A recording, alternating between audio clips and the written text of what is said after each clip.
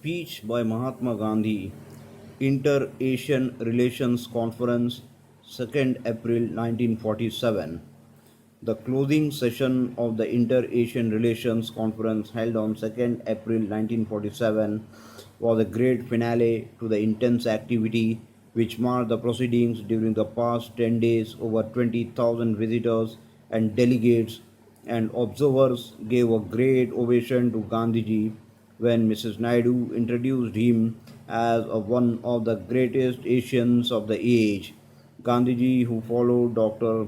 Jaharyar, the Premier of Indonesia, made the following speech. I do not think that I should apologize to you for having to speak in a foreign tongue. I wonder if this loudspeaker carries my voice to the farthest end of this vast audience. If some of those who are far away are unable to listen to what I may say, it will be the fault of the loudspeaker. I was going to tell you that I do not wish to apologize. I dare not. You cannot understand the provincial language, which is my mother tongue. I do not want to insult you by speaking in my own language, Gujarati. Our national speech is Hindustani.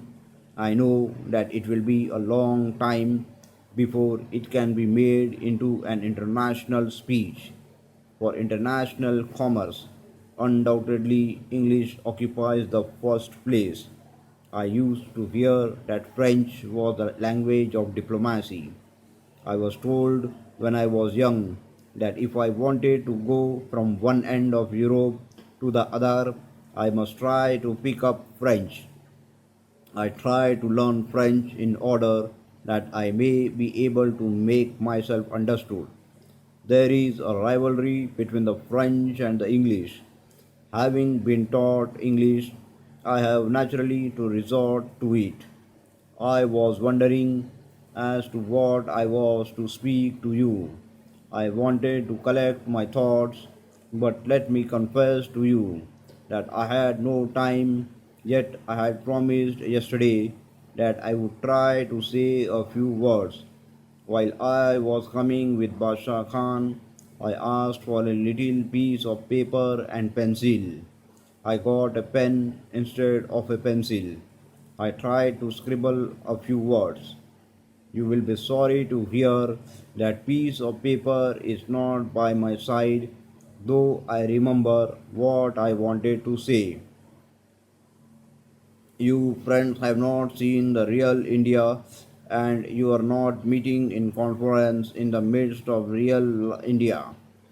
Delhi, Bombay, Madras, Calcutta, Lahore, all these are big cities and are therefore influenced by the West. I then thought of a story. It was in French and was translated for me by an Anglo French philosopher. He was an unselfish man.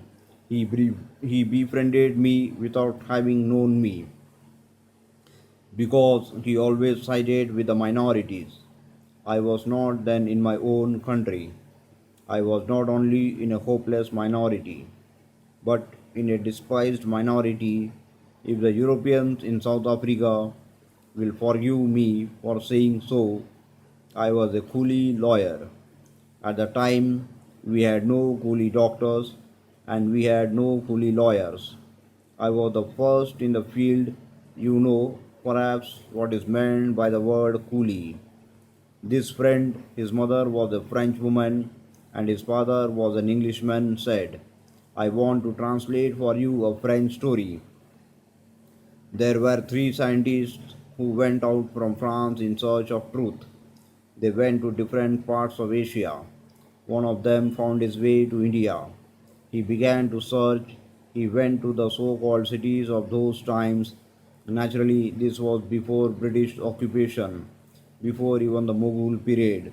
He saw the so-called high caste people, men and women, till he felt at a loss. Finally, he went to one humble cottage, and there he found the truth that he was in search of. If you really want to see Indian villages at its best, you have to find it in the humble Bhangi homes of such villages. There are 7 lakhs of such villages and 80 crores of people inhabit them. If some of you see the Indian villages, you will not be fascinated by the sight. You will have to scratch below the dung heap. I do not pretend to say that they were places of paradise. Today they are really dung heaps. They were not like that before. What I say is not from history, but from what I have seen myself. I have travelled from one end of India to the other, and I have seen the miserable specimens of humanity with the lustreless eyes. They are India in these humble cottages. In the midst of these dung heaps are to be found humble bhangis in whom you find the concentrated essence of wisdom. Again, I have learned from books written by English historians. We read books written in English historians, but we do not write in our own mother tongue or in the national language Hindustani. We studied our history through English books rather than through originals. That is the cultural conquest which India has undergone. The first of these wise men was Zoroaster. He belonged to the East. He was followed by Buddha, who belonged to the East India, who followed Buddha. Jesus, who came from the East before Jesus, was Moses, who belonged to Palestine.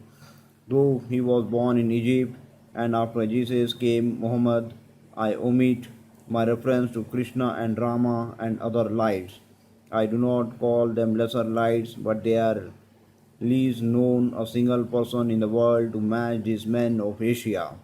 And then what happened? Christianity became disfigured when it went to the West.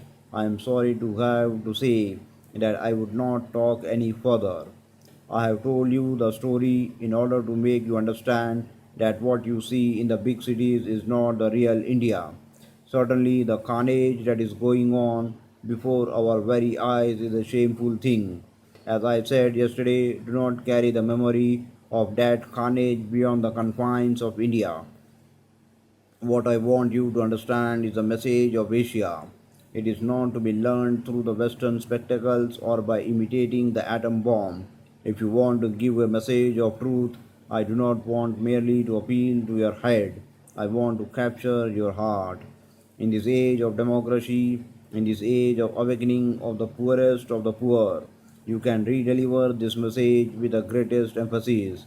You will complete the conquest of the West not through vengeance because you have been exploited, but with real understanding. I am sanguine if all of you put your hearts together, not merely heads, to understand the secret of the message these wise men of the East have left to us and us. If we really become worthy of that great message, the conquest of the West will be completed. This conquest will be loved by the West itself. The West is today pinning for wisdom. It is despairing of a multiplication of the atom bombs because the atom bombs mean utter destruction, not merely of the West but of the whole world, as if the prophecy of the Bible is going to be fulfilled and there is to be a perfect deluge. It is up to you to tell the world of its wickedness and sin. That is the heritage your teachers and my teachers have taught Asia.